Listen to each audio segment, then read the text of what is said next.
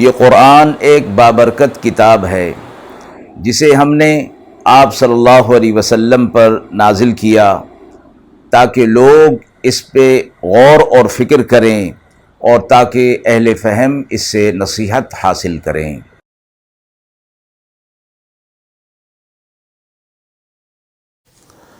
بسم اللہ الرحمن الرحیم۔ السلام علیکم ورحمۃ اللہ وبرکاتہ۔ ناظرین کرام، درس قرآن مجید کے آج کے اس پروگرام میں ہم سورۃ الانبیاء کی آیت نمبر 30 تا 33 کا ترجمہ اور تفسیر پیش کر رہے ہیں، اور آخر میں پوچھے گئے سوال کا جواب ہوگا۔ اعوذ باللہ من الشیطان الرجیم، بسم اللہ الرحمن الرحیم۔ اولم یر الذین کفروا ان السماوات والارض كانتا رتقا ففتقناهما وجعلنا من الماء كل شيء حي افلا يؤمنون وجعلنا في الأرض رواسي أن تميد بهم وجعلنا فيها فجاجا سبلا لعلهم يهتدون وجعلنا السماء سقفا محفوظا وهم عن آياتها معرضون وهو الذي خلق الليل والنهار والشمس والقمر كل في فلك يسبحون۔ آیات مبارکہ کا ترجمہ ملاحظہ فرمائیں۔ اور کیا نہیں دیکھا ان کافروں نے کہ آسمان اور زمین بند تھے، پھر ہم نے ان کو کھول دیا، اور ہم نے پانی سے ہر ایک چیز کو حیات دی، کیا یہ ایمان نہیں لاتے؟ اور رکھ دیے ہم نے زمین میں بھاری بوجھ کہ کبھی ان کو لے کر جھک پڑے، اور رکھی اس میں کشادہ راہیں تاکہ وہ راہ پائیں، اور بنایا ہم نے آسمان کو محفوظ چھت، اور وہ آسمان کی نشانیوں کو دھیان میں نہیں لاتے۔ اور وہ ذات وہی ہے جس نے رات اور دن بنائے اور سورج اور چاند بنائے، سب اپنے اپنے دائرے میں تیر رہے ہیں۔ مذکورہ آیات میں کفار کو خطاب کر کے کائنات کے اندر بکھری ہوئی اللہ تبارک و تعالیٰ کی توحید کی نشانیوں کی طرف توجہ دلائی جا رہی ہے، اور یہ فرمایا گیا کہ کیا دیکھتے نہیں ہیں؟ مراد یہ ہے کہ اگر اس پر غور کریں، اور یہ وہ چیزیں ہیں کہ جو عام مشاہدے میں آتی ہیں، جن میں کسی فلسفانہ یا تحقیق کی ضرورت نہیں ہے، یہ دیکھ سکتے ہیں کہ اتنا بڑا آسمان، اتنی بڑی زمین، سورج، چاند، ستارے، کائنات کی ایک ایک چیز اللہ رب العزت نے بنائی ہے، اور اس کا مشاہدہ کر رہے ہیں۔ پھر فرمایا کہ یہ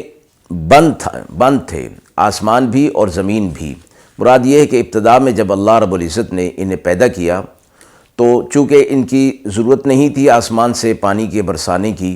اور زمین سے نباتات کے نکلنے کی، تو جب آبادی یہاں پر اللہ کے حکم سے ہو گئی تو پھر اس چیز کا نظام بھی اللہ کی طرف سے شروع ہو گیا، اور اسی بات کو فرمایا گیا کہ پہلے یہ بند تھے، پھر ہم نے انہیں کھول دیا، یعنی آسمان سے بارش کا ہو جانا مراد اور زمین سے نباتات کا نکلنا مراد ہے۔ آگے فرمایا پھر ہم نے ہر چیز کو پانی کے ساتھ حیات دی ہے۔ دنیا کے اندر جاندار کی تخلیق میں پانی کا بہت بڑا دخل ہے۔ ہر جاندار اور ذی روح، چاہے وہ انسان ہوں یا حیوانات ہی کیوں نہ ہوں، ان کے اندر روح محققین کے نزدیک ثابت ہے، حیات ثابت ہے، اور جب حیات ثابت ہے تو پھر سب کو پانی کی بھی ضرورت ہے، اور ان سب کی بقا اور ارتقاء میں پانی کو بہت بڑا دخل حاصل ہے۔ فرمایا کہ اسی پر غور کریں، دیکھیں کہ ہم نے کیسے پانی سے ہر چیز کو زندگی عطا کی ہے، اور پانی کو کتنا فراوانی کے ساتھ ہم نے پیدا کر دیا۔ اور زمین پر ہم نے بھاری بوجھ رکھ دیے، مراد اس سے پہاڑ ہیں، کہ زمین کا توازن برقرار رہے اور یہاں رہنے والوں کو کوئی نقصان نہ ہو، اور آسمان کو محفوظ چھت بنا دیا، اور آسمان میں سورج چاند اور ستارے پیدا کر دیے، لیکن یہ لوگ کافر لوگ آسمان کی نشانیوں سے بھی اعراض کر رہے ہیں۔ فرمایا کہ دن اور رات کا بنانے والا اللہ ہے، سورج اور چاند ستارے بنانے والا اللہ ہے، اور یہ سب کے سب اپنے ایک دائرے کے اندر، اپنے اپنے راستے کے اندر، جس کو مدار کہا جاتا ہے، اس کے اندر یہ تیر رہے ہیں۔ جدید سائنس بھی اس بات کی تائید کرتی ہے، اگرچہ قدیم سائنس میں اس چیز کا تصور نہیں تھا، لیکن اب وہ بھی اس کے قائل ہو گئے کہ اجرام فلکی جتنے بھی ہیں، اور جن میں سورج اور چاند اور ستارے، یہ سب اپنے اپنے مدار کے اندر اپنی ایک خاص رفتار کے ساتھ تیر رہے ہیں، اور اسی سے کائنات کا نظام چل رہا ہے۔ ان کو اجرام فلکی اور ان کی حرکت کہا جاتا ہے۔ اسی سے دن اور رات اور اسی سے موسم، یہ سب چیزیں سائنس والے حضرات جو ہے وہ بتاتے ہیں، اور اللہ رب العزت نے دو لفظوں کے اندر بتا دیا کہ کل فی فلک یسبحون، یہ سب کے سب اپنے مدار کے اندر تیر رہے ہیں۔ یہ اللہ رب العزت کی بہت بڑی نشانی ہے، اور توحید کی بڑی نشانیوں میں سے ہے، اور کفار کو اس کی طرف توجہ دلائی گئی کہ مشاہدہ کریں تو اللہ رب العزت کی وحدانیت تمہارے سامنے آ جائے گی۔